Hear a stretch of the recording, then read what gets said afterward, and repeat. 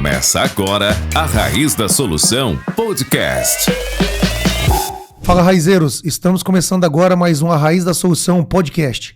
Aqui todas as semanas trazemos conteúdo de valor e prático para você, amigo produtor. Meu nome é João Vitor de Souza Silva. E meu nome é Leandro Barcelos, nós somos engenheiros agrônomos e criadores da Raiz da Solução. E trazemos dicas aqui todo dia para a gente colher 100 sacos por hectare de soja na tua lavoura, mesmo com o veranico, o clima desfavorável. E hoje, eu e o João aqui temos uma missão em glória, né, de falar de fósforo, que é um nutriente muito importante para esses 100 sacos, seja de soja ou de qualquer cultura, né, João? Mas hoje é talvez um dos nutrientes mais polêmicos, na verdade, que tem, né, hoje em uso. Desde a forma que aplica, fontes, né, aí entra os pó de rocha, é um monte de coisa aí, né? Então hoje nós vamos tentar aqui esclarecer alguns pensamentos que nós temos, a que a gente acredita, tanto quimicamente falando no solo, dentro da planta, até uma maneira que nós fizemos hoje no dia a dia, que facilita, na minha visão, a parte operacional de uma fazenda, mas sem deixar de, claro, a gente pensar na parte técnica do fósforo, né, que é muito importante e muito difícil, na verdade, hoje, até de entender. Eu acho que dentro dela, quando a gente vai fazer as análises lá, né, João, as nossas recomendações, eu falo, acho que o fósforo, para mim, a gente tem que levar em consideração 5 fatores para chegar numa dose, né? Então, e é isso que a gente vai tentar destrinchar aí, né, João? O que é esse nutriente, como é que a gente faz aí? É isso aí, Leandrão. Um nutriente bem polêmico, né? Requer muito conhecimento, tanto teórico quanto prático, né? Aí, agora ficou legal. O nutriente que requer tanto conhecimento teórico quanto prático devido à sua dinâmica no solo, né, Leandro? Uhum. Então, assim, o fósforo, ele pode ser melhorado com a subida do pH, né?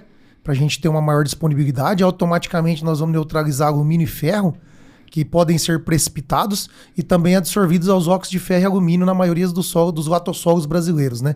Então, a todo momento nós estamos, vamos falar assim, nós estamos perdendo fósforo para o solo, para saciar a fome desse solo, né? Uhum. Então, cabe a nós hoje discutir algumas estratégias para a gente poder ter uma maior eficiência no uso do fósforo, né? Perfeito, João, é isso aí. E desde entender, né, um pouquinho onde que o pH influencia, né, que tem influência, né, na verdade, diretamente no fósforo, a parte de compactação de solo, né, que influencia também, né, a gente tem vários trabalhos lá do Marsh, né, da Bracall, então, e realmente levar em consideração isso aí, que geralmente tem influência direta no que a gente está colocando lá.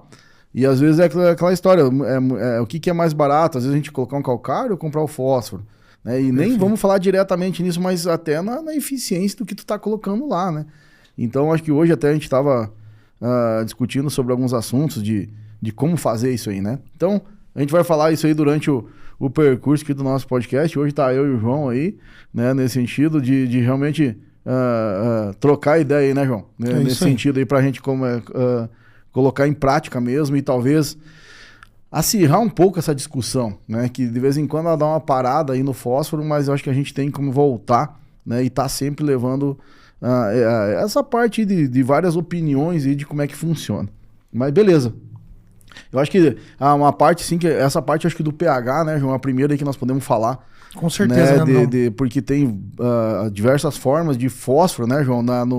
Dentro do solo, né? Que eu acho que tu pode colocar a tua ideia aqui, aonde que, na verdade, a gente fala assim do pH e tem o pKa, né? Que é, na verdade, de que forma que esse fósforo tá lá disponível para a planta de acordo com o pH, né, João? Isso, eu acho que esse é o primeiro ponto para a gente falar, né?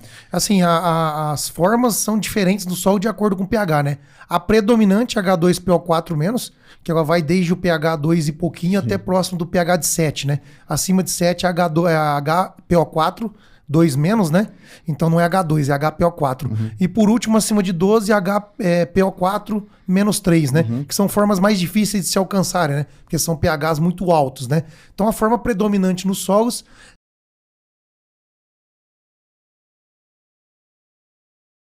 eficiência. Então, conforme a gente faz nossa calagem, por que nós melhoramos a eficiência do fósforo? Primeiro fator é porque nós neutralizamos ferro e alumínio, certo? Que vão fazer tanto precipitação quanto a absorção nos óxidos de ferro e alumínio do solo. Então, à medida que a gente sobe esse pH, neutralizando esses dois elementos, sobra mais fósforo para o sistema, né? É verdade, às vezes até eu acho que é legal de de colocar pro pessoal, né? Porque isso está relacionado à argila, né? E aí uma coisa que é interessante, pessoal, vocês entenderem, que às vezes a gente pode dizer assim, não, tem 50% de argila no solo. Mas qual o tipo de argila? Né? E isso ninguém dá importância. E isso a gente consegue ver, né, através quando a gente pede uma análise de solo de fósforo remanescente, né, que é aquele poder tampão do solo. Porque quanto mais... A gente fala óxido de ferro e óxido de alumínio, mas é um tipo de argila. Na verdade, quase nem é argila mais, né? Mas hoje a gente pode ter uma caulinita, uma antimontoronita, né? Uma argila 1 para 1, 2 para 1. Que aqui no Brasil é difícil, né? Mas tem em alguns locais. Então, às vezes essa fome do solo aí, ela é maior e às vezes é a mesma quantidade de argila, mas um solo é mais, um poder tampão maior e às vezes o pessoal nem coloca muito isso. Né? Você pode ver, né? Nas recomendações da Embrapa mesmo, né? Tem aquela tabelinha lá, né, que a gente fala assim, o poder tampão, a quantia que a gente coloca. Mas, teoricamente, nós teríamos que fazer o fósforo remanescente, porque ali não está dizendo qual que é o tipo. Diz a quantia de argila, mas não qual o tipo. Exatamente. E, às vezes, um solo pode estar mais do que o outro, né? Devido a nossas argilas ser predominante de 1 para 1, aquela tabela ela é muito aceitável. Isso. Mas é igual você falou, Leandro, também concordo. O fósforo remanescente vem para poder fazer essa diferença. Mas nota-se naquelas tabelas e fica claro, né, Leandrão, que à medida que eu tenho um solo mais argiloso, eu tenho maior poder tampão. Ou seja, eu vou precisar de mais quilos de P2O5 para aumentar 1 miligrama no solo, para poder saciar a fome desse solo. Então é aí onde o produtor chora um pouco, né? Então o cara fala assim, pô, mas eu vou colocar 2 toneladas de super simples, ou que seja 700, 800 quilos de super triplo, para fazer uma incorporação do 0 a 40 no meu solo. Isso é um absurdo.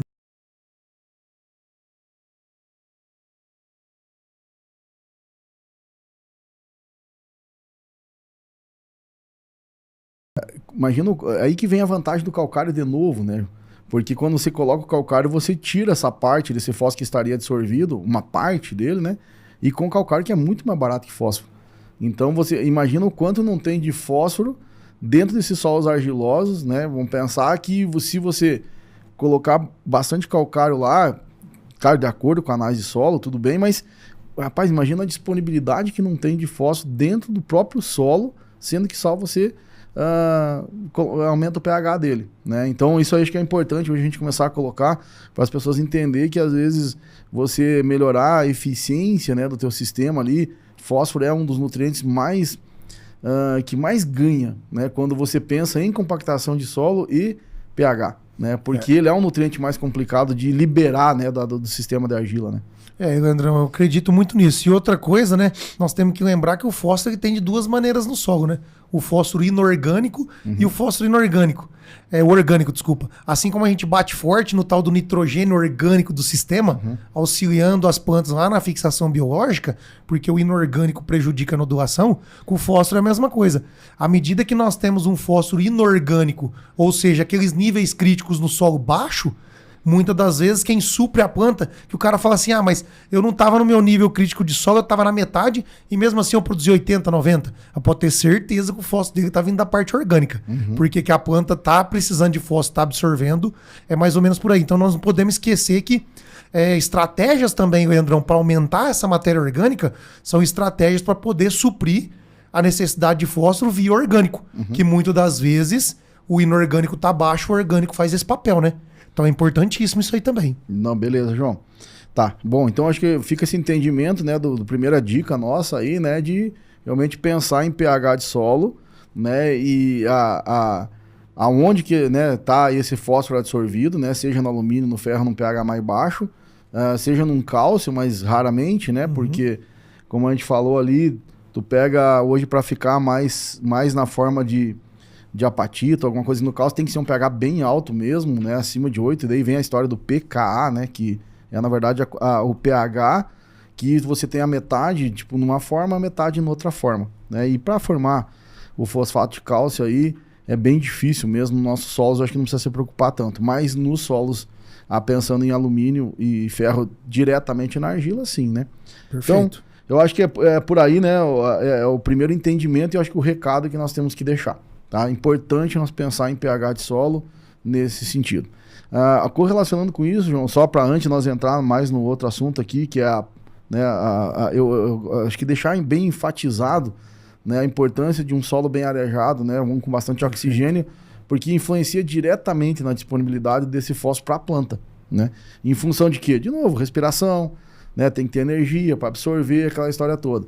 Isso não é só para o fósforo, é para todos os nutrientes, né? Mas temos que enfatizar esse tipo de situação para que comece a você tornar o fósforo que você está colocando lá, independente da fonte, ele ficar bem mais eficiente. E lembrando também, né, Leandrão, que o fósforo ele vai por difusão.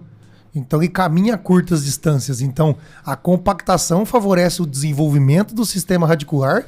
Quanto mais raízes eu tenho explorando o volume de solo, mais chance eu tenho de absorção de fósforo, uma vez que ele caminha a curtas distâncias. Né? Bem lembrado, João. E ainda a difusão ela tem um dos fatores da conta, né, de velocidade de difusão é a resistência do solo. Então, aquela história, a água tem que caminhar. Se tiver compactado, também não vai, né? Então, além de crescimento radicular, além da falta de oxigênio, o próprio impedimento físico para que ocorra a difusão. Daí você pega um solo compactado e ainda pega uma seca, né? Então, aí aquela velha história, João, que dá para nós já ir para a prática, né? Aí, claro que fósforo na linha, na boca da planta, vai funcionar melhor do que aliado ao baixo nível ainda no baixo nível. Então, acho que cabe a gente já começar a falar isso. Por que volta e meia a gente... a maioria escuta a gente falar bastante, né, de fósforo a lanço, de fósforo no sistema, mas sempre está correlacionado com isso, né? Acho que nós temos que deixar bem e falar, ó, fósforo a lanço, está compactado, não está, pH, qual é o pH que tem, qual é que não tem, qual que é o nível, né? Depois a gente pode falar aí os números que a gente... Leandrão, acho que isso aí que você abordou é importantíssimo, tem que ficar claro para quem está nos ouvindo, né?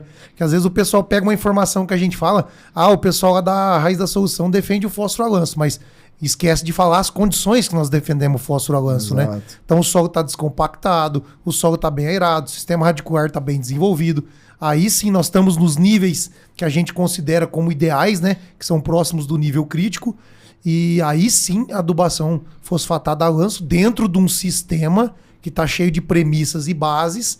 Nós fazemos adubação a lanço e a gente tem sucesso. Exatamente. Depois, acho que mais para frente a gente vai falar bastante disso, né? Quando a gente... como que a gente pode fazer esse fósforo, né, João? Acho que fica claro aqui que é o seguinte, na soja, para nós, colocar fósforo na linha de semeadura da soja principalmente, né, tem estratégia assim que a gente pode fazer diferente isso aí, para você não precisar colocar. Então, claro que o operacional fica muito melhor, e o pessoal às vezes, né, faz o comentário, não, mas a gente tem grandes fazendas, então o operacional tem que andar. Mas isso não serve só para grandes fazendas, serve para qualquer fazenda. Né? E eu dou exemplo hoje, João, assim, só para dar um negócio, depois a gente tem que comentar mais isso, que, por exemplo, lá em São Paulo, a Raquel lá com 32 hectares, 35 agora, que aumentou a área, né? Vamos falar assim, ó, a gente fez adubação de sistema no inverno, né, no trigo, e a gente está entrando na soja zerado. Então o operacional dela melhorou bastante, né? E a gente tem que comentar um pouquinho mais depois sobre isso aí. Tá. Beleza. Então falamos dos óxidos de ferro, óxido de alumínio, que é importante nós entender onde é que esses fósforos precipitam em função de pH, né? Então pH baixo, alumínio e ferro, pH alto, cálcio.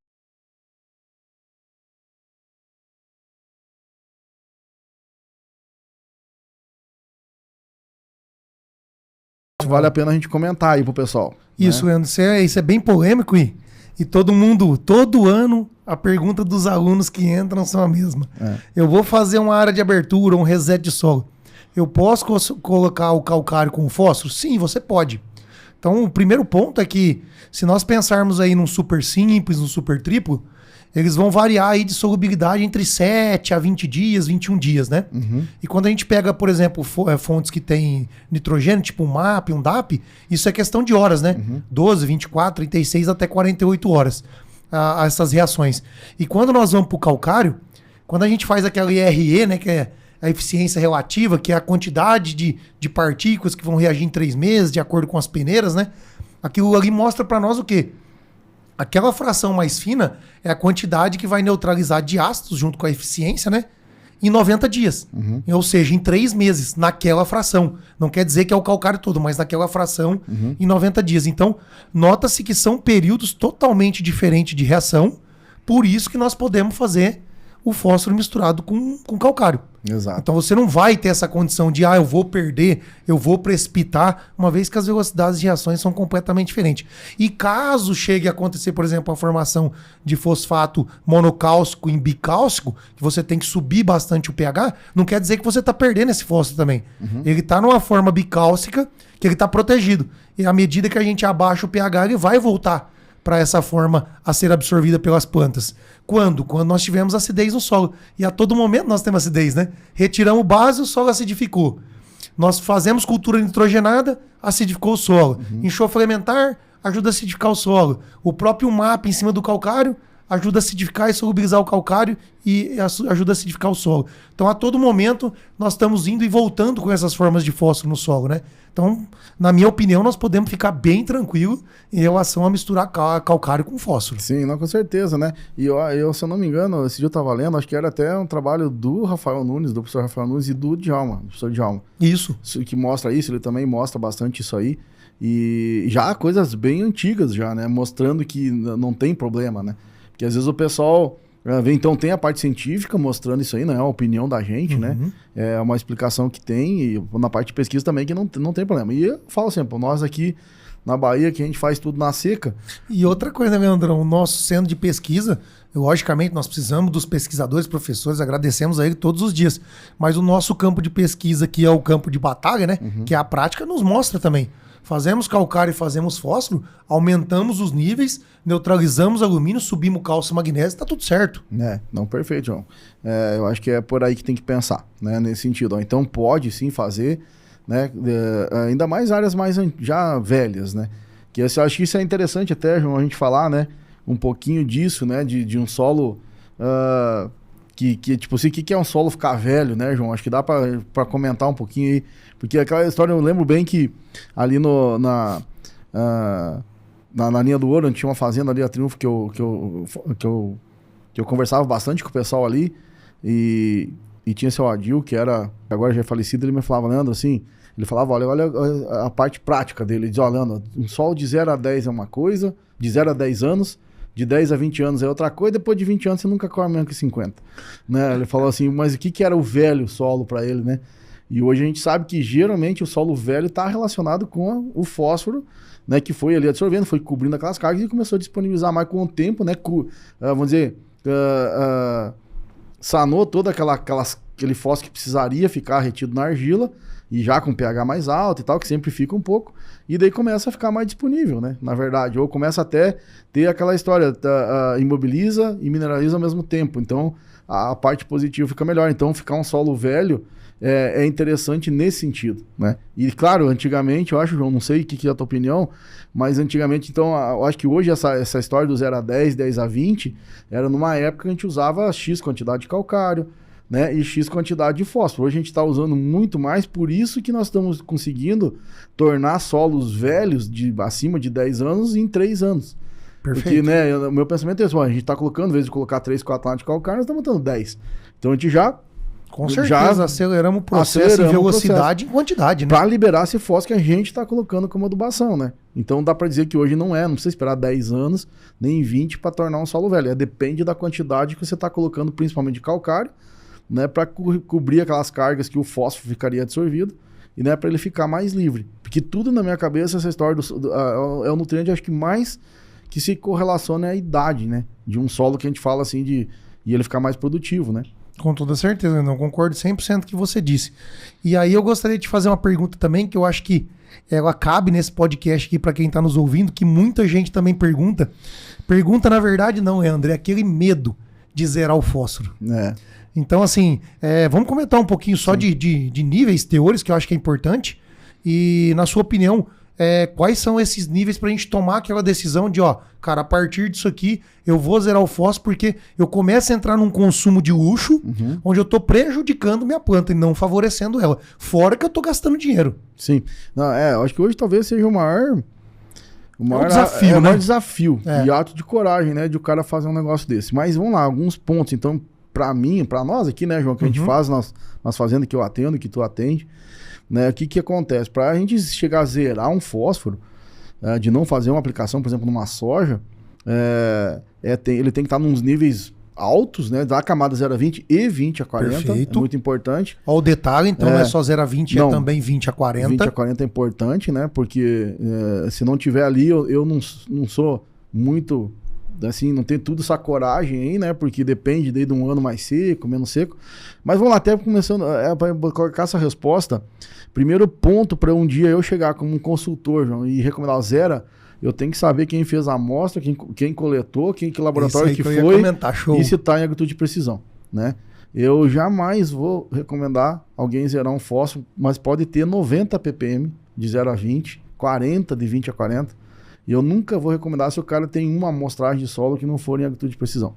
Né? Então, para mim, eu não faço isso, né? De jeito nenhum. Então, vamos lá. Então, você sabe quem coletou, sabe o laboratório que analisou. Você tem quantidade de pontos é importante, né, Leandro? A amostragem coerente, bem feita. Dentro da AP, né, João, já tem aquela história. Lá, grid de 3, 5, 6 subamostras. Então, ali eu começo a confiar. Então, que realmente aquele solo tem aquilo. Depois acho que nós podemos comentar um pouquinho. Eu acho que lá no final a gente anotou para resina, mel, que dá pra gente falar. Então, beleza. Pensando em zerar, a gente fala assim sempre ali dentro até do curso, a gente tem, né, nossa tabelinha lá. Aqui nós vamos dar um norte, só que é bem específico, pessoal. Lá dentro do curso nós temos uma tabela que mostra por argila certinho, por poder tampão, e lá tem os níveis críticos certinho para cada tipo de solo. Mas aqui nós vamos dar um norte, tá? Só para vocês entenderem que tem níveis para se zerar e nós vamos comentar os fatores para se zerar. Então o Leandro já acabou de dizer saber quem coletou o solo, como foi coletado, a quantidade de pontos e na precisão. Aí sim, nós temos o primeiro ponto para falar assim, posso zerar ou não. Se eu já não tiver isso aí, eu já nem penso em zerar mais, né, galera? A gente só vai dar um chutão, né? Porque vai saber, né? Um ponto lá em 100, num lote, né? Não tem como fazer isso, né, João? Mas é importante, então, nós pensar nessa situação, né? Desses níveis, né? Então, vamos lá, só para o pessoal ter uma ideia de número, né? Chegou lá, vamos falar de fósforo-resina agora para deixar meio assim, tudo no mesmo nível, né? Porque se a gente falar de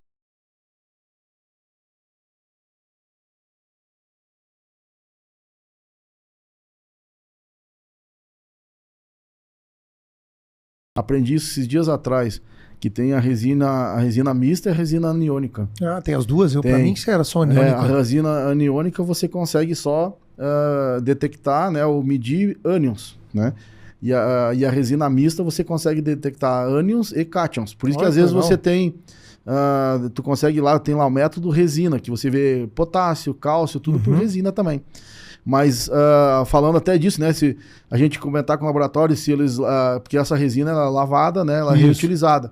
Aí mais um detalhe, né? Quantas vezes que o pessoal já usou... Então eu ia comentar isso agora, porque como eu trabalhei com fracionamento de fósforo no mestrado, a gente confeccionava os saquinhos com resina, mas era aniônica, eu nem sabia que existia a mista. Então, meu momento de desaprender, depois eu vou falar isso aí. Acabei de ter um momento de desaprender, mas, enfim, a gente trabalhava com resina aniônica, Leandro, e numa bateria de amostra se eu não me recordo, mas vai variar aí de 100 a 150 amostras, essas resinas, porque você pode colocar substâncias nela que você vai deixar ela ionizada novamente, né? Mas a cada 100, 150 amostras, era retirada essa resina, fazia um processo de limpeza nela, para ela voltar a entrar dentro do padrão do laboratório. Então, realmente, como você disse, dependendo a quantidade de amostras, o próprio técnico do laboratório onde eu trabalhava falava, cara, essas resinas aqui já não faz mais parte da rotina. Vamos voltar ela pro processo lá para ela poder vir. Então essa pergunta é interessante. Quanto tempo que essa resina tá aí? Quantas amostras ela já fez? Então por isso que a gente precisa de laboratório idôneo. De confiança. Né? Porque nós não vamos estar perguntando, né? Tem que ser. E o que nós perguntar, o cara vai falar o que quiser. E até só para falar, né? Porque eu acho que o pessoal fala, essa aí eu aprendi com o Lucas Ávila. Ó, que legal, show de bola. Pelo que eu entendi lá, fez parte até do mestrado, doutorado dele. Legal, o Lucas assim. Hoje é da ICL, né? Hoje é da ICL. Parabéns aí, Lucas, valeu. Então, até foi uma conversa um dia que ele fez e escutando o podcast também lá. Ó, que legal. Então, aprendemos essa aí. Tá? Então, mas assim, essa parte aí do fósforo, a gente entender isso. Vamos lá, números, né?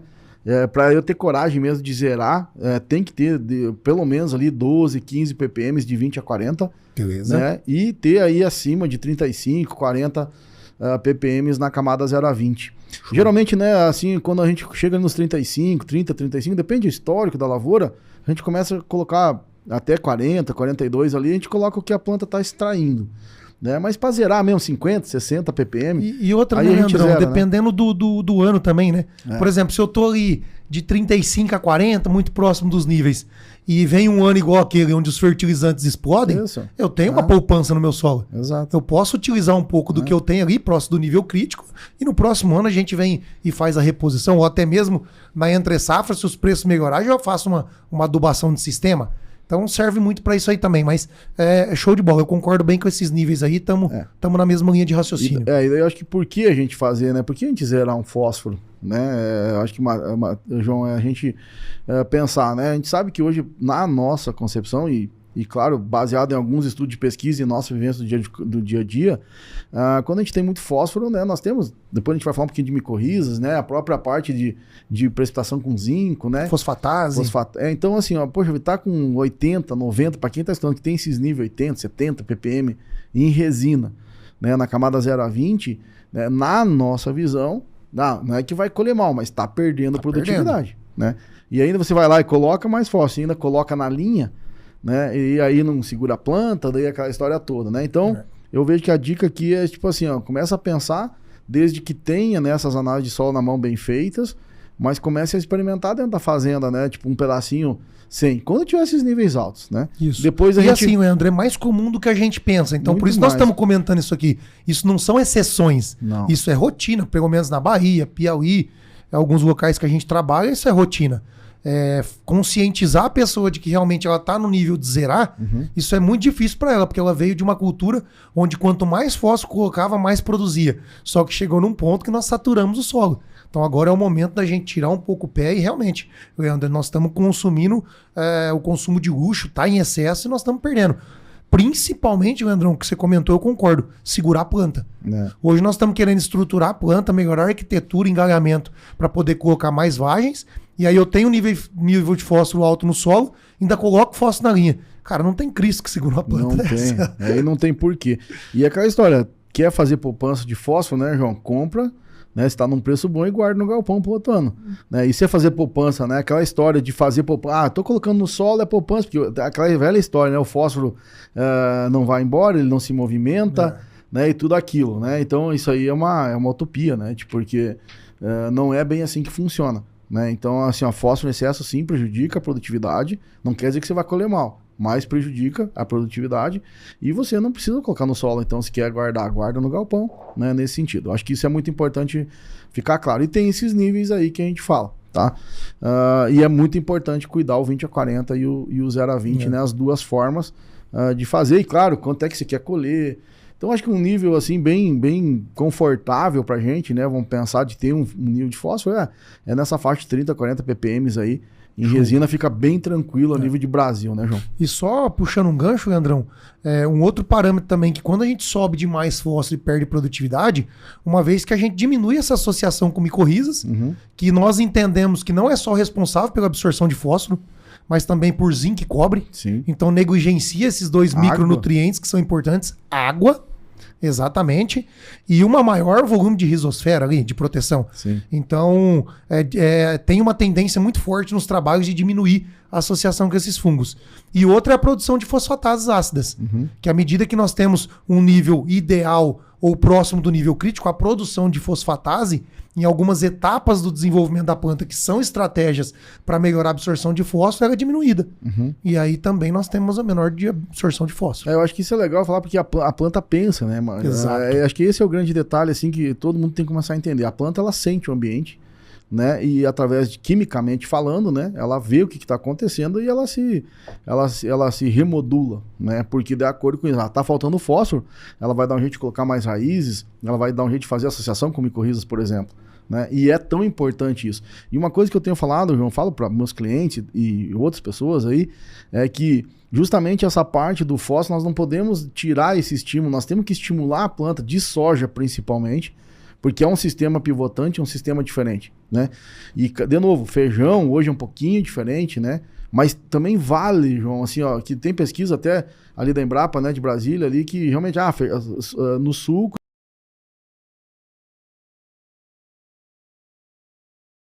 talvez não seja tão agressivo quanto a soja, é uma cultura bem mais rápida, né? Se tu pega feijão aí de 70 dias, 75 dias aqui no Cerrado, né? Então, às vezes você tem que estar com um nível de fósforo muito bom, então, no teu solo, né, para você valer a pena e você colocar no suco, tá? Mas feijão é uma cultura bem menos, comparativamente, né, com soja, com outras culturas plantadas a nível de Brasil, né? Mas então, assim, ó, João, acho que dá pra gente comentar isso, quando tá fósforo em excesso, a gente tá colocando na linha, não vai fazer associação com micorriza, a soja não vai fazer. Perfeito. Porque tá o alimento na boca, pra que ela vai gastar energia? É igual nitrogênio para nodulação, né? Mesma coisa. Então, assim, ó, poxa vida, você tem que entender e fazer análise de solo e entender teu solo.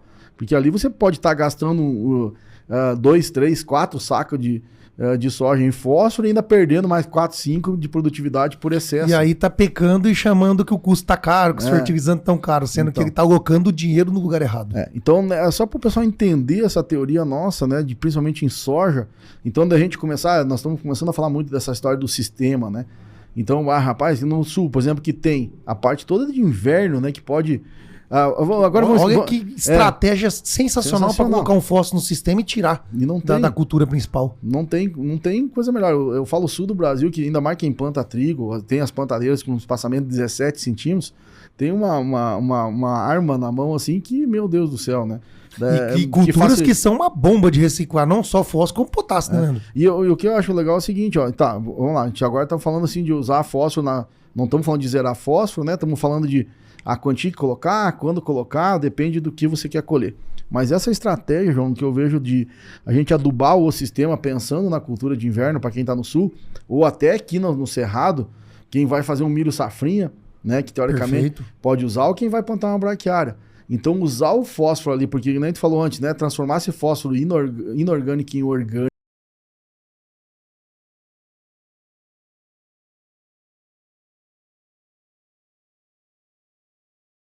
mais lenta para liberar para a planta. Perfeito. Então, acho que hoje é o grande recado assim, que a gente queria dar para o pessoal, pelo menos experimentar o que eu tenho falado nas palestras, João. Principalmente quem tem safrinha, pega Goiás, Mato Grosso, todo aí o Cerrado que planta safrinha, porque a gente nota muito o pessoal usa fósforo na soja, né, e depois faz a safrinha sem fósforo. E tem que ser justamente o contrário. Né? Porque você coloca então o fósforo da soja na safrinha, de milho, vamos fazer esse exemplo do milho, ou pode ser no trigo, né? Lá no sul.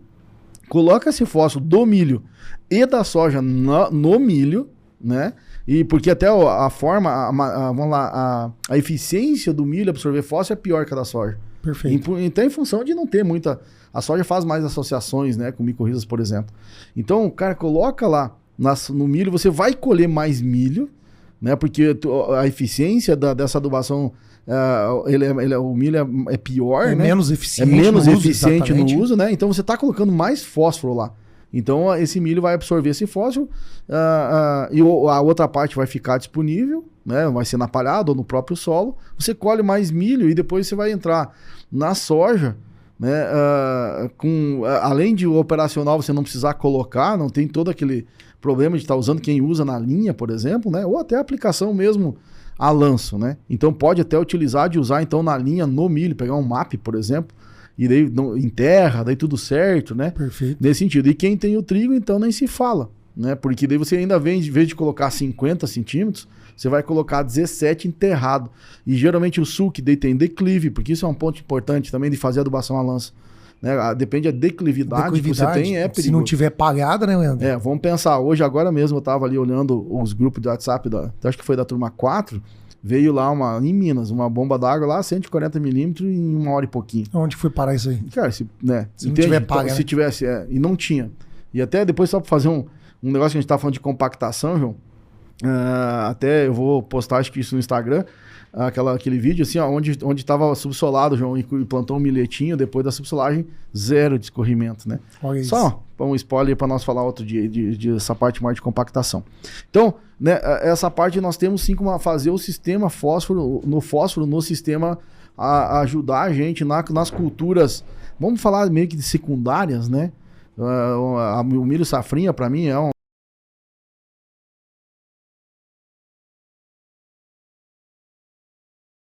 da adubação de sistema, que pode ser fósforo, pode ser potássio, pode Sim. ser o próprio nitrogênio, mas também um excelente veículo para levar biológico. Exatamente. Não podemos esquecer disso aí. Exatamente. Que vai nos ajudar na cultura subsequente, principalmente soja, competição com nematóide, com fungo de solo, favorecendo ainda mais enraizamento e nodulação. E daí você colocar o fósforo no sistema, além dessa parte de micorrizas, né? Porque eu vejo, então não é assim, você tem que ter o fósforo no nível adequado. Perfeito. Tá, pronto. Isso é um ponto muito importante. Senão, né? Tô lá com, sei lá, 5 ppm em resina. Rapaz, coloca na linha lá que o trem vai não ser... Não é porque tá baixo que a micorriza vai fazer milagre. Não vai fazer milagre, não. Então, primeiro tem que levar teu nível no solo, depois se pensa em sistema. Isso. Né? Então, isso é importante. E, claro, depende de cada cultura. Mas no caso da soja, isso é muito importante porque você vai estimular o crescimento radicular. E depois, na sequência, né, todas as outras culturas, seja soja, seja milho, seja trigo, girassol, qualquer coisa, esse fósforo estando distribuído no perfil como um todo, ainda pela difusão e pela interceptação radicular, que acontece um pouco também, você tem fósforo lá. Você não precisa colocar na boca da planta. Né? Apesar que eu sei, tem vários professores que falam, que até tem um professor que falou esses dias atrás, e eu admiro bastante ele, eu sigo muito as coisas deles, mas foi feita uma revisão de literatura de fósforo mostrando que, na maior parte, o fósforo na linha era mais benéfico que no fósforo a lanço. Mas, caramba, revisão de literatura de 40, 50 anos atrás, ou de 20 anos atrás, que seja de 10, né? Como é que estava esse solo? Que não tinha o mesmo entendimento, não tinha. Né? E outra, assim, um entendimento de níveis, né? Porque hoje o pessoal fala muito assim, sem saber direito, né? O que é um nível adequado, né? Se essa análise foi bem feita. Então, rapaz, às vezes, na dúvida, claro, não sei, então coloque na linha. Mas não tem porquê nós, nas fazendas, acho que aqui fica a grande dica. Já que quem está escutando você tem aqui, na mão, né, Leandro? Que você sabe do sistema. Não, mas pega 10 hectares. Tá escutando nós aqui, João? A gente tá falando, adubo milho safrinha, adubo trigo. Pega a quantidade dos dois, né? E daí, depois tu zera na soja, né? Tu coloca as duas quantidades, tá com nível adequado, seus 35 ppm, adubou lá, eu quero colher tanto de milho, tanto de soja, isso aqui extrai tanto, faz a conta, vê se o teu solo tá compactado, né? Daí é toda aquela história, tá compactado, que pH que tá. Chegou numa conclusão lá, X quilos de P2A5. Coloca, faz um teste, né? Os 10 hectares lado a lado lá, né, de um milho, por exemplo, dessa maneira, e depois ver a soja em cima, tá? Porque para a gente estimular justamente essas associações com a soja. E facilita, porque querendo ou não operacional, ele o adubo na linha, por exemplo, no operacional, é limitante. Ainda mais um ano desse, né, Leandro? Chuva atrasada, janela diminuiu pra caramba, precisamos ter máquina e agilidade. E aí vem a velha frase do professor Rogério Coimbra, né? Feito é melhor do que perfeito, mas nunca de qualquer jeito, né? Então isso aí é importante. É que nem agora, hoje a gente tá falando com o pessoal lá de Santa Catarina, com o Sidney, né? Poxa vida, tá tudo atrasado, chovendo todo dia, né? Agora vai chegar lá, vai entrar vamos dizer, mais até fim de semana chover, daí vai abrir o tempo. Poxa, cara, o que você planta em um dia... Com adubo na linha, você planta em meio sem adubo na linha. Exato. Então a gente não está dizendo que agora tem que virar tudo adubo na linha, tem que deixar muito claro isso. Isso. Você tem que ter as coisas na mão, né? Análise de solo na mão, o teu sistema na mão para você tomar essa decisão de a linha ou a lanço. Então tá aí os números, né, nesse sentido. Então tem como ajudar, sim, seja 30 hectares ou seja 30 mil. Né? Eu não gosto muito assim, eu acho meio estranho quando as pessoas falam assim, mas quem está recomendando a lança é que só pensa no operacional, não pensa no técnico. Né, cara? Isso já foi, né, moço? Quem não pensa no operacional... Primeiro pensamento é operacional mais técnico. Mais técnico, né? E eu falo sempre, João, para mim, assim, hoje uma fazenda é assim, o que manda é financeiro, operacional e depois a parte técnica. Mas, claro, tudo junto, né? Mas tem que saber o que está fazendo. Claro, chegou a hora que não tem jeito, vai na linha, tudo certo. Mas ele tem essa possibilidade de fazer no inverno. Né, é que tu tem mais um tempo a plantar, e não é a nossa cultura principal. Nossa cultura que eu sempre assim, eu acho que eu quero deixar bem claro assim, nós queremos colher a soja. O restante que a gente faz durante o resto do ano, tudo é coisas secundárias. Né? E aí acaba atropelando as coisas, né, Leandro? Que aquele velho ditado que a gente falou lá num dos primeiros podcasts. Será que realmente eu estou fazendo uma safrinha de qualidade? Na grande maioria das vezes, não. Então, às vezes está querendo investir de qualquer jeito na safrinha, perdendo a oportunidade de fazer uma adubação de sistema, fazer uma produtividade maior, deixar nitrogênio no sistema, fósforo orgânico, introduzir os micro-organismos, e aí você não fica nem lá nem cá, né? Não faz uma soja bem feita, também não faz um milho bem feito. Aí acaba caindo naquele círculo vicioso, né? que a gente comenta. E de novo, eu na minha visão, pelo menos na nossa aqui, estamos invertendo. Perfeito. Né? Porque nós temos que adubar, vamos lá, que a gente fala no algodão. O algodão ele é pior que o milho ainda em eficiência de absorção de fósforo pelo sistema radicular dele. Poxa, então a gente vai lá, coloca um X lá de ponto de fósforo lá no algodão, ele não retira nada porque ele é muito ruim, mas sobra tudo para soja. Então funciona, né? É o que eu quero dizer isso. Para quem duvidar, funciona, para quem duvidar, né? Pergunta para um produtor de algodão, como que ele faz uma soja em cima de área de algodão? Sem nada de adubo. Sem nada. Né? Então, assim, e colhe muito bem. Então funciona o negócio. Ah, Leandro, mas o algodão paga a conta, né? Mas, poxa, o milho safrinha também paga a conta. Porque além de você colher um pouco mais de milho, mas eu vou fazer o milho safrinha e ele vai dar a seca. Bom, mas não é culpa do fósforo, é culpa da seca. E você vai ter aquele adubo ali, ele também não vai embora, né? Tu vai utilizar ele na outra cultura. Mas eu acho que hoje, por isso que eu falo assim, o conhecimento nesse sentido é muito importante para as pessoas entender, né, que sim, as coisas funcionam, elas estão ali. O solo tá ali, você faz a tua análise, você vê lá, tá lá as coisas, né? Não se perde tudo. Então, aí quem lida com plano de cobertura também, então acho que, João, nessa parte, assim, eu acho que hoje talvez a parte mais importante que eu gostaria de falar nesse podcast, que é o fósforo, com certeza um nutriente bem polêmico, né? E então, primeira coisa, o pessoal tem que aprender a medir, não tem jeito, não pode ser no chute, né? Não é, eu acho, né? E realmente sim, tem formas de a gente melhorar, né, essa eficiência desse fósforo através da calagem, através da compactação, através de fontes, através de fazer com que estimule a planta a enraizar.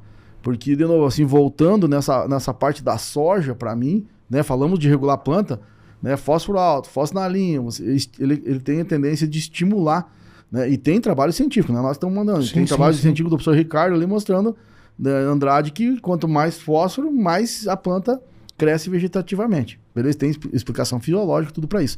Então experimente, né? Faça análise, veja lá as continhas, o que você quer colher e começa a experimentar, a trabalhar esse fósforo aí mais em termos de sistema mesmo, né? E talvez pensando na soja, não colocando na boca dela, né, todo aquele fósforo que com certeza vai desestimular o crescimento radicular. E a gente precisa de raiz para todo lado, para não só absorver fósforo, absorver o restante das coisas. E hoje, graças a Deus, vindo bastante as micorrizas aí, até comercialmente falando.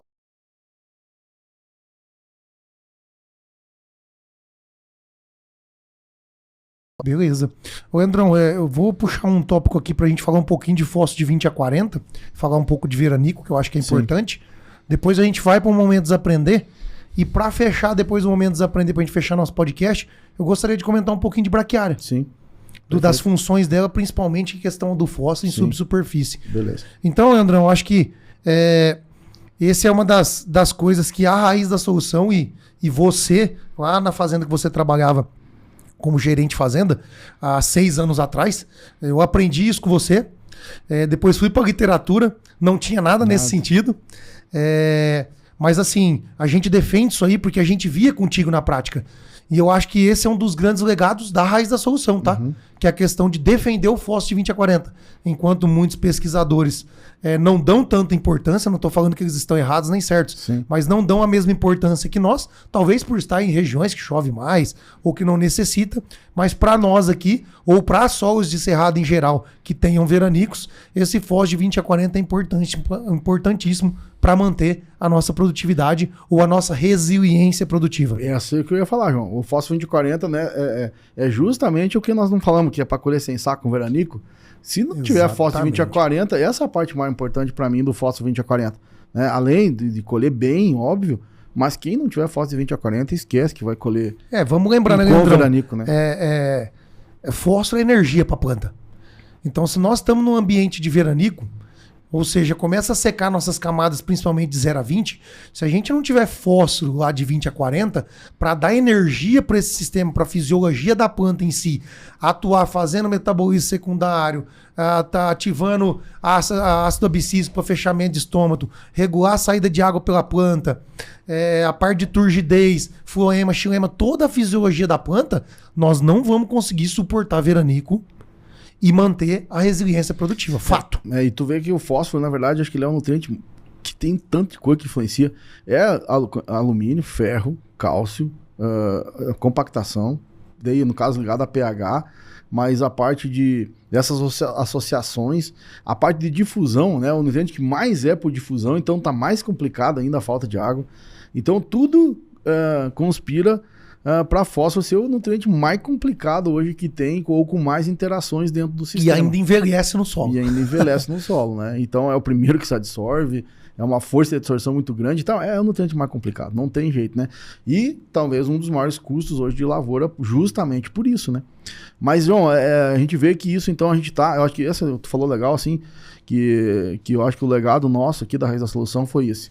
Com certeza. Porque ninguém falava disso, e graças a Deus hoje os próprios pesquisadores, né, foram para cima, foram comprovar já cientificamente, mudando, né, esse tipo de conversa. Porque, de novo, acho que a explicação talvez a mais básica, a mais simples, por que precisa ter fósforo de 20-40, né, porque quando tem o veranico, né, qual que é a camada que seca, né? E se fósforo por difusão, que aí é mais... Todos os mecanismos de transporte, né, tem que ter água, né? Seja difusão, seja fluxo de massa. Mas tem gasto energético.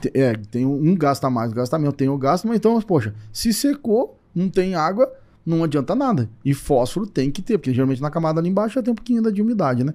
Então, para resistir, tem que ter esse nível de fósforo de 20-40. E para quem está nos escutando, né, Leandro, que estão nessas regiões onde os veranicos são prejudiciais e a baixa produtividade, fica mais uma vez teste. Né? Pegue seus 10 hectares, não tenham níveis, faça um revolvimento no solo. Esse eu ia falar agora, João. Então, assim, ó, já vai vir a pergunta. Isso. Como é que a gente faz? Como é que a gente faz? Agora tu já sabe, João. Responde. Vamos fazer o seguinte, Leandrão. Vamos puxar um momento desaprender e depois a gente fala algumas estratégias para colocar esse fósforo de 20-40 e para manter ele. E aí a gente, acho que fecha o podcast, fica bem legal. Então tá. Então roda aí o momento desaprender para aprender de novo.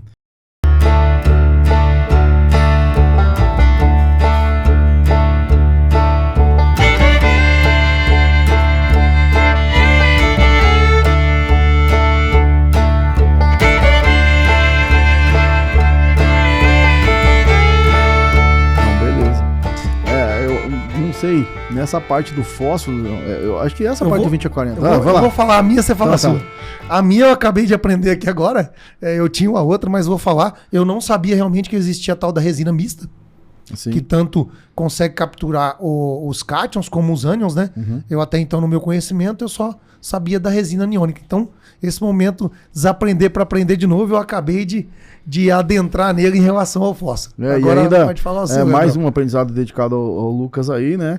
Que realmente daí a aniônica é melhor, né? No sentido de que a mista, né, ela pode não ter a mesma eficiência do que a que pega só ânions, tá? Legal. Então, outra importante na hora de a gente falar, lá exigir a nossa análise de solo, né? Cara, eu acho que assim, hoje a parte...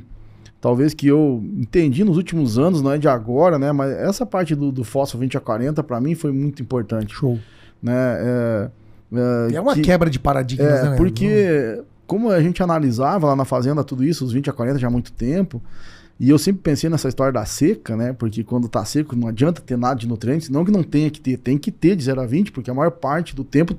Vamos lá, no decorrer do ano tem umidade. Mas pra gente não parar a fisiologia e não parar a planta por completo, se nós não tiver de 20-40, para. Mas daí vem, então, acho que esse foi talvez a coisa que eu mais aprendi nos últimos 5-6 anos, né? Que eu desaprendi, que é aquela história de fazer, né? Na camada 0-20, que a gente só pensava 0-20, foi realmente pensar na 20-40. Mas vem daí o desafio, né? Como incorporar isso aí, Leandro, como é que fazer? Né? Foi uma pergunta que eu fiquei anos fazendo. Até que eu falo de novo, devo a isso ao professor Favarin, que eu escutei a palestra dele, que com a braquiária você consegue manter. Porque eu disse, não, colocar fósforo de 20-40, a gente pega o gradão. A gente pega um gradão e incorpora. E uma coisa já vou dizer de cara, né? Que nem brinca lá, a Raquel fala assim, fala na lata já, né? É o seguinte, moço, não tem chance. O fósforo de 20-40, tu não tem, mete o gradão. Como diz o outro, Leandro, o fósforo não caminha. Ele absorve, ele precipita. E ele faz ligação covalente e envelhece no solo, como é que você vai colocar ele lá embaixo? Não tem jeito. Você vai dar uma de baixar o Chico Xavier e falar, desce, fósforo. Não vai, cara. Então, se o nível lá embaixo de 20-40 tá baixo, você tá numa região que depende desses níveis mais altos na camada de 20-40, não tem, cara. Você vai ter que incorporar isso aí e depois vai ter que manter. Então, o primeiro momento aproveitar essa oportunidade, né, Leandro, de estar incorporando fósforo e dar uma olhada nos níveis de magnésio. Sim. Então, se o nível de magnésio estiver baixo, já aproveita e faz o calcário. E os dois estão relacionados, né? Exatamente, perfeito. Para ser absorvido. Perfeito. O nível de magnésio tá legal, de fósforo tá legal, a gente organiza com gesso e tudo, vida que segue. Mas aproveita essa operação e coloca lá. Agora, Leandrão, como manter isso aí? Quais as estratégias? Eu acho que hoje não tem chance, né, cara? Plano de cobertura e fim de conversa, né? Eu falo até sexta-feira lá, eu tava meio brabo lá na fazenda, tava largando uns plantios lá com algumas coisas, e eu disse que, rapaz, eu mostrei umas palhas lá, né? E, então, tipo, não tem chance, cara. Não adianta querer fazer milagre. Ou investe em palhada, plano de cobertura, né, para manter isso aí, porque pensa bem, você colocar um gradão, você colocar o fósforo de 20 a 40, e claro, a planta vai pegar, vai crescer, vai extrair daqui 4, 5 anos, o nível baixou, daí tu vai pôr gradão de novo, né, cara? A gente sabe que isso é perigoso, né? Se tu fizer lá, tudo certo, chuvinha calma, você vai lá, faz o gradão, planta lá uma, sei lá, uma veia ucraniana, você planta uma braquiária, 30, 40 dias já tá lá cobrindo o sol, tudo certo, mas isso justamente nesse dia vem as bombonas d'água lá e te leva tudo, né? Então é perigoso, ainda mais onde tem declive. Então mantém com a planta de cobertura, né? Eu acho que hoje as plantas de cobertura, de forma geral, as braquiárias têm um poder enorme nisso aí, né? Mas tem as culturas de inverno do Rio Grande do Sul também, que consegue, né? Vai mantendo esse fósforo. Então tu pode jogar assim a lanço, né? Ou então lá no sul aproveite as plantadeiras de 17 centímetros, coloca aquele trem pra enterrar, né? Vamos dizer assim, não bota 5 não, pega aqueles disquinhos lá, pressão total, e faz aquilo enterrar 7, 8, 10 centímetros, às vezes depende o solo como está, né? Aqui os disquinhos conseguem enterrar bem aquele fósforo, então já ajuda, né, a colocar um pouquinho mais para baixo nesse sentido. Mas é com plantas de cobertura e não tem chance. Não tem outra maneira. Com plantas de cobertura que tem sistema radicular. Exatamente, é isso que eu ia falar, Leandrão. Favorecidamente sistema radicular fasciculado, para preencher o solo, agressivo em profundidade, e que tenha alta relação CN, para isso não desaparecer muito rápido, e alto teor de lignina para favorecer também nossa matéria orgânica e CTC, né? A raiz geralmente tem essa lignina, né? Que geralmente nas raízes tem a lignina. Por isso que nós defendemos bastante a braquiária, porque preenche todos esses aspectos. Então acho que fazendo tudo isso aí, né, a gente consegue melhorar esse nutriente no sistema, manter ele, porque todo ano é exportado, né? Pegar uma soja hoje aí, de modo geral, 8 a 10 kg de P2O5 aí é exportado no grão. Então colheu 5 toneladas, né, 50 pontos aí de P2O5 exportado, em média, um pouquinho mais, um pouquinho menos, né? E a gente tem que manter. Uma parte veio dessa camada 0,20, 20,40. E o que também nos deixa, eu estava até esquecendo agora, que se a gente pegar e analisar todos os dados de SESB lá, mostra justamente isso, né? Os níveis que a gente precisa e é importante ter fósforo de 20 a 40 assim, né? Nota lá que as maiores produtividades é quem tem fósforo de 20 a 40, tá? Perfeito. Então, e não só em regiões de veranico, em regiões que chove bem. Daí... Então se quer altas produtividades, né, Leandro? É que tá, eu acho que hoje esse é outro, talvez um desaprender aí. Porque o pessoal acha, não, então onde que chove bem, né, a gente... Ou se não, se eu tenho pivô, eu não preciso. Então, de novo, né, nós estamos aí, graças a Deus, agora com os pivô na mão aí, vamos tentar fazer o trabalho. E vamos quebrar esse paradigma que a gente acredita bastante, porque mesmo em pivô, né, Leandro, tendo água à vontade, vamos falar assim, né, nós acreditamos que o fósforo de 20 a 40 vai fazer diferença.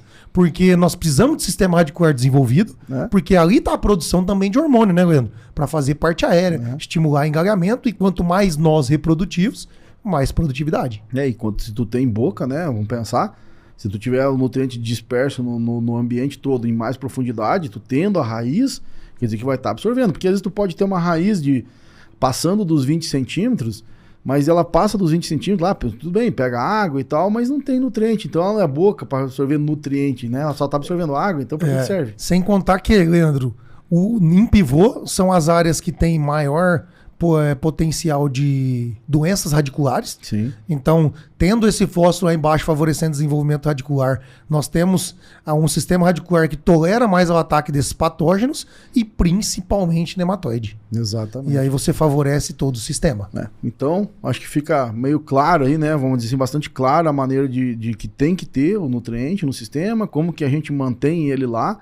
E gente, não tem jeito, cara. Ou tu faz isso, ou você vai ficar aí sempre naquela história, colhendo aquela produtividade média, né, que seja 60 sacos, 70 sacos, né, em veranico disso baixa, né? Não é seca, veranico, tu vem lá para 40, 50, daí já começa a complicar a vida.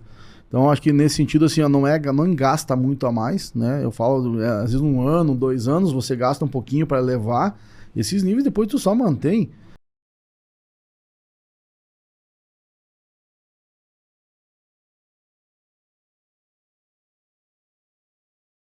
Levar os níveis, depois você só mantém, só que tu levanta a régua, né?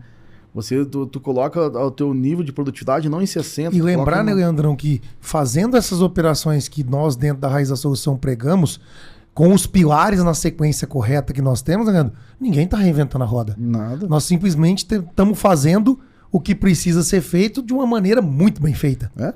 E daí é aquela história, tu começa a ficar mais eficiente, né? E produtividades mais altas, então isso te traz mais lucratividade, né? Então acho que aí tudo isso aí é que hoje é o que a gente tem que pensar e fazer, né? Fazer na fazenda esse tipo de sequência das coisas, né? De manejos, prestando atenção em todos esses nutrientes. Claro, nós estamos hoje só de fósforo, né?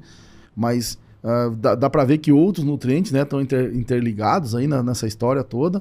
Né? A gente nem falou de zinco, nem de magnésio, né, e tal. Sim. Hoje, por exemplo, se pega excesso de fósforo, vai precipitar zinco. Perfeito. Né? Então, isso tem que ficar claro. Vai diminuir a absorção do magnésio. Vai. Então, assim, o magnésio hoje, às vezes a gente tem um magnésio baixo, né? A gente eleva o magnésio, melhora a eficiência, porque são sinérgicos os dois.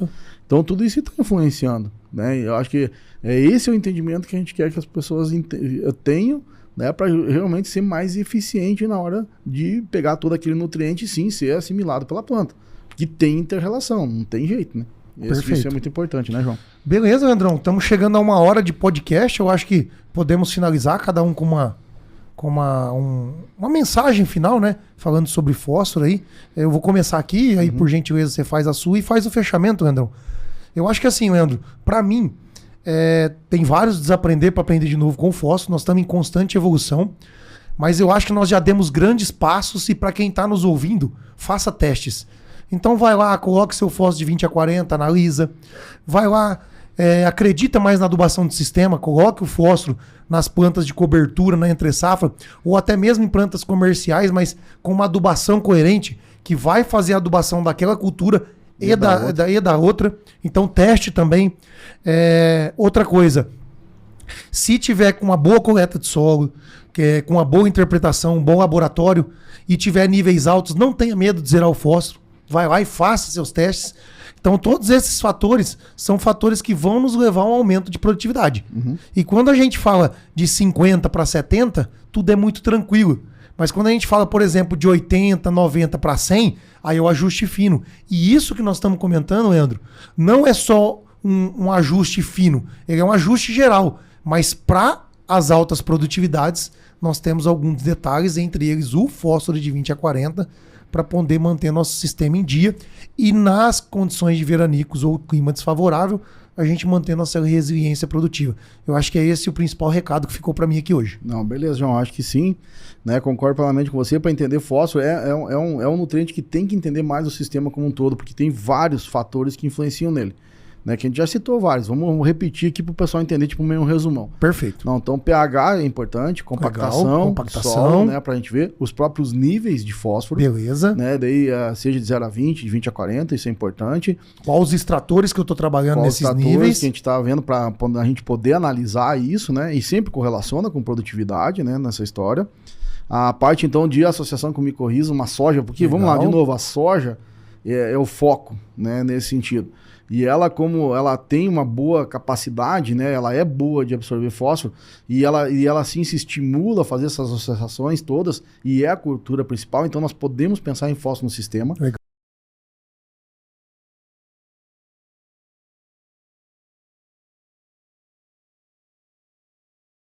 E tem a capacidade sim de absorver, mas se você colocar tudo na boca dela, ela não vai crescer, né, ou absorver mais. E eu acho que talvez então essa parte de sistema, a parte de aí manter esse fósforo com plano de cobertura, legal, isso é importante também, muito importante. Para manter o sistema e não precisar voltar com gradão. Não precisar voltar, porque nós, né, João, a gente fala sempre, quando é necessário, sim, nós não temos medo nenhum, nós vamos no gradão, mas a ideia é usar uma vez na vida e depois nunca mais. E até hoje, né, Leandrão, as áreas que nós tocamos de consultoria e auxiliamos clientes, uma vez feito, ninguém nunca voltou. Nunca mais usamos grade, né? Mas vai se mantendo o negócio. Mas eu acho que talvez outra dica, então, análise de solo todo ano. Perfeito. Principalmente até você ter todo esse histórico na mão, eu digo assim, tem que ser pelo menos 10 anos, né? Para você entender isso aí. E você tá realmente com esse sistema de fósforo na mão, porque ele é um nutriente um pouquinho mais complicado. Se caso você ir errando, quando vier a conta, né? Ele vem mais difícil e você... aquela história, tem que voltar na linha, é um custo mais elevado por todo o sistema. Fica então a dica também então dessa história de calcário, né? Nesse sentido, magnésio importante, tá?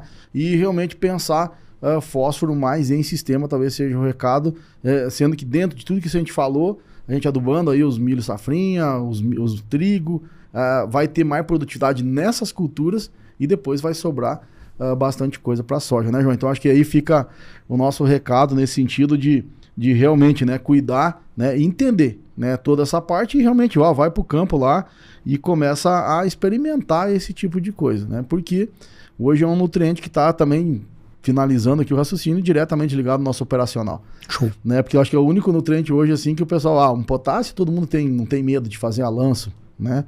Mas hoje o fósforo é um nutriente que atrapalha bastante aí o operacional, e seja de fazenda de 30 hectares, seja fazenda de 30 mil. Né? Eu acho que então, quem trabalhar mais isso e quem trabalha o sistema, que já tem prova demais desse negócio, né? Claro, daí uma cultura ou outra, pega um feijão, que talvez então experimente, né? Um pouquinho diferente. Mas acho que fica essa dica aí, João, né? De tudo essa parte de fósforo aí que é bem polêmico aí, mas um nutriente que, na minha visão, a gente aprende a lidar, depois ele acaba sendo simples, né? Porque até a gente não tem muitas perdas, né?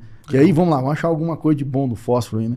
É difícil perder, não perde por lixiviação, não perde por nada, né? Só um escorrimento mesmo, se der uma trombona d'água lá, beleza, né? Mas de outra forma, ele é um nutriente que não se perde no sistema. Se tu pensar o ciclo dele, né? Vamos dizer assim, ó, o potássio lixivia, o nitrogênio evapora, né? Vários outros nutrientes aí, mas o fósforo, ele... Só precisamos aumentar a eficiência dele. Ele vai estar lá. Então, acho que isso é a parte mais importante, né? E tem sim, tá tudo aí o conhecimento, né? Tem vários pesquisadores que nos mostram isso e a gente mesmo na prática aí, né? Legal. Então, para fechar nosso podcast, né, Leandrão? 1, 2, 3 e... Bora pra lida!